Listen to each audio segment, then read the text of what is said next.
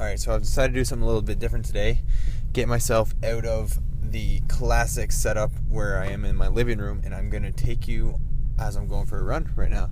And I'm going to talk about how I got over shin splints. I used to have shin splints really bad.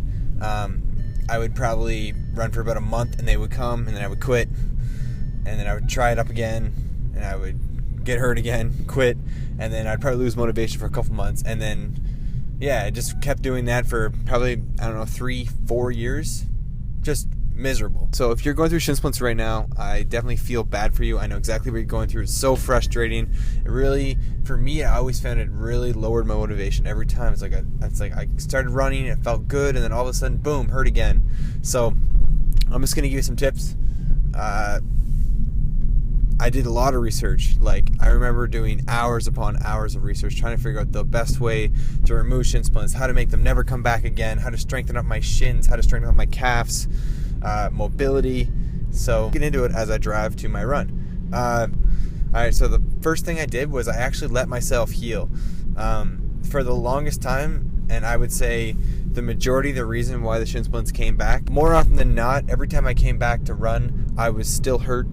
And I didn't know I thought I was good to go again, and I would end up hurting myself. Second thing is I went way too hard when I ran. So if you're running and you're getting out of breath and you're just trying to push yourself and see how long you can go while you're out of breath, and maybe you'll go 25 minutes one day and then you get up to 30, but you're always going super, super hard, slow down, because that's what I did. I was going way too fast all the time. Not the smartest way to do it, and that I was pounding my legs way too much than what I needed to do.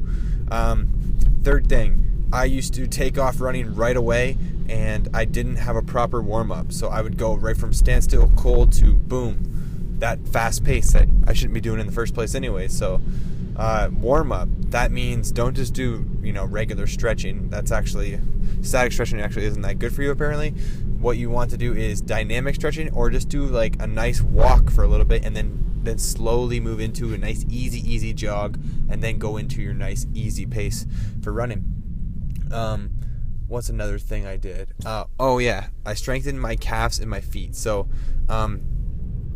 what that meant was I went barefoot on the kitchen floor, and I would just stand on one foot, and I would hold that for a minute, and then you can go to the next level with that. You can close your eyes while you're on one foot, and it actually is really hard for your feet to try to stay balanced, and it's a really good foot workout for my feet. I did a lot of calf raises and stuff like that, but I did a lot of that, and you got to be consistent with it. So if you're doing it, I know chances are, if you're like me, you're gonna get a bunch of you're gonna get fired up, and you're gonna do it a bunch in one day, and you're gonna do it the next day, and then all of a sudden you're gonna skip a day, and then fast forward 2 weeks, you're not doing it anymore. Stay consistent with it. Do it, make a plan, to put it in your calendar or whatever. If something comes up on your phone, to do it consistently. I would say probably at least 3-4 times a week, but consistently every week.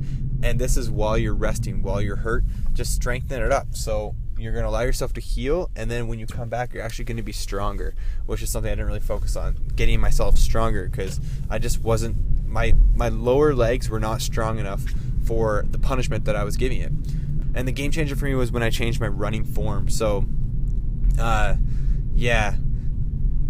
was a huge heel striker, and you can be a heel striker and still have decent form, but I had really bad form. I was a heel striker, landed way out in front of my body. I overstrided it, and I slammed my feet.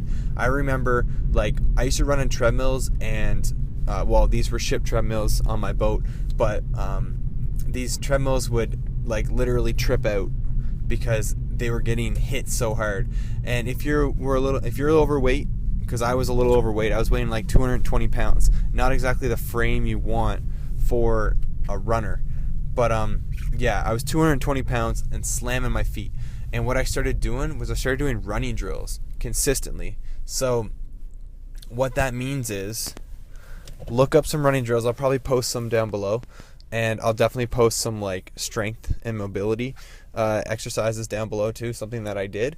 But you need to do it consistently. So just work on your form. So a really good idea is like after maybe not every run, but every run once you get back into running, start doing running drills. In high school in cross country we used to call them A, B's, and C's.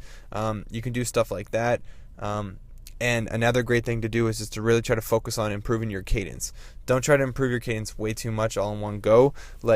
Just try to improve it a little bit. So whatever you are right now, try to pick it up just a little bit. You can use an app that will give you your a cadence in your ears.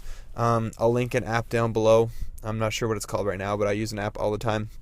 And I've improved my cadence all the way up to almost 180 beats per minute, which is ideal, 180 beats per minute.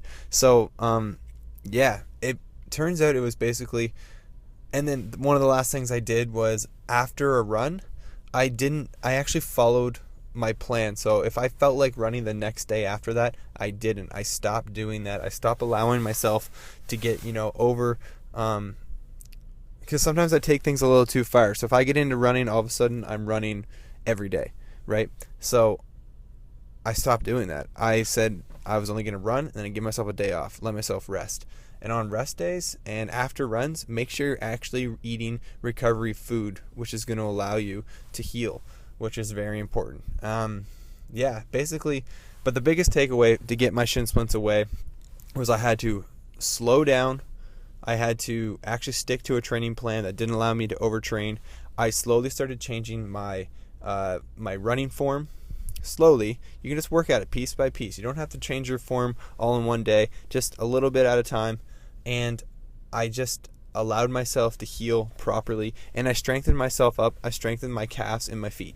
And there's not going to be any one thing that's going to get rid of your shin splints. That was a pretty crappy thing that I had to realize, but I kept looking for this one exercise or this one thing that was going to fix it on the internet.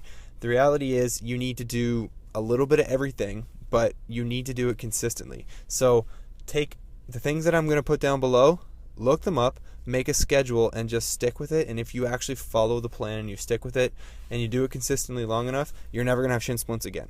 That's the reality. All right, so hopefully this helps you out. I'm going to go for a run right now. I'm at the park, pretty pumped up, and thanks a lot for watching. Keep going after those goals. Oh, hey there, done my run. You should subscribe.